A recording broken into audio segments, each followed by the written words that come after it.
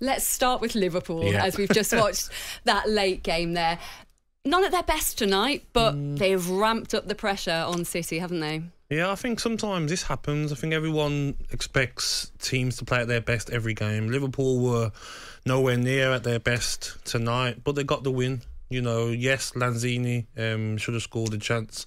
How did he miss that, Gabby? I actually can't believe he missed it. I mean, the keeper's made his mind up as well, Alisson. He's dived to his left, to the right was so open. He could have even took a touch. So frustrating for West Ham, but Liverpool sign of champions, isn't it? When you find a way, when you're not at your best. You know, 1-0 was enough on the night. And they had other chances, West Ham, didn't they? It wasn't just that Lanzini miss. Fornals had a really good one in the first half. There was some good goalkeeping from Alisson there, and the clearances from Trent. And then Antonio as well had a couple. Overall, what do you think David Moyes will have thought of that?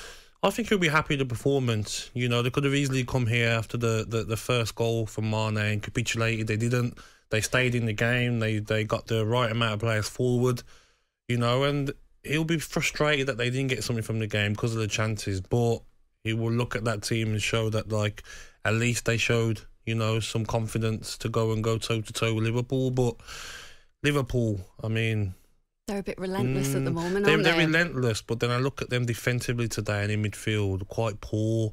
You know, a bit of complacency to allow so many chances, because another team, if they play that open against Manchester City finished them chances today, you know. So Liverpool have to improve, but champions sometimes can win a 1-0.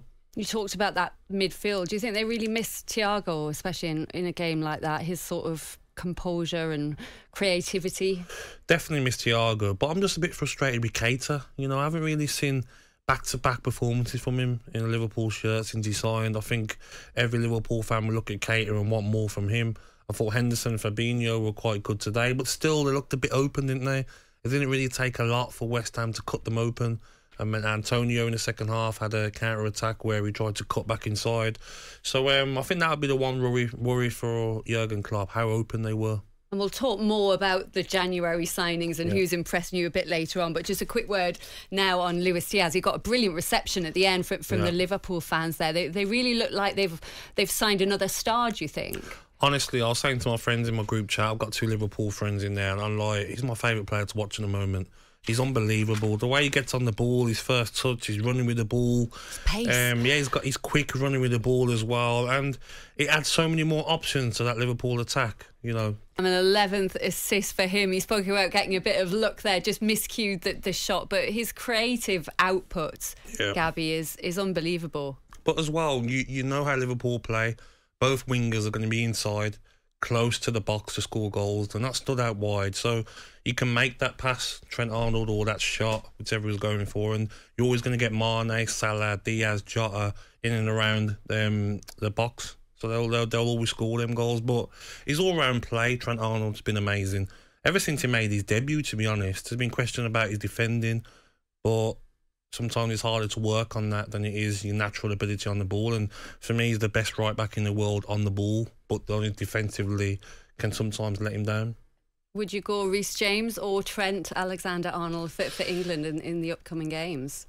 I would choose Reece James only because he's better defensively, and still, if you say Trent Arnold's a 10 out of 10 on the ball, Reece James is a 9 out of 10. So that's enough that you need in that position that Reece James offers. Does it depend who you're playing against, though? I mean, if you're playing someone you feel like you're going to beat easily, would you not just rather have that creative output? But look at Reece James today. Scored, assist. Do you know what I mean? He was brilliant today. Yeah, he's giving out assists and goals as well, just like Trent Arnold. So, but Reece James is a lot better than Trent Arnold defensively. He looks quicker as well.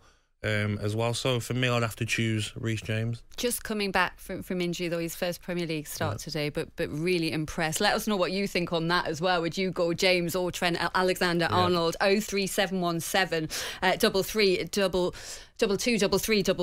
and tonight on Game Day, your verdict. If your call is selected as our caller of the day, you'll win a fantastic, extremely exclusive, very limited edition caller of the day mug. That's thanks to our friends at Coral. So get get on the phone and give us a call now. You can also send your text through 81089.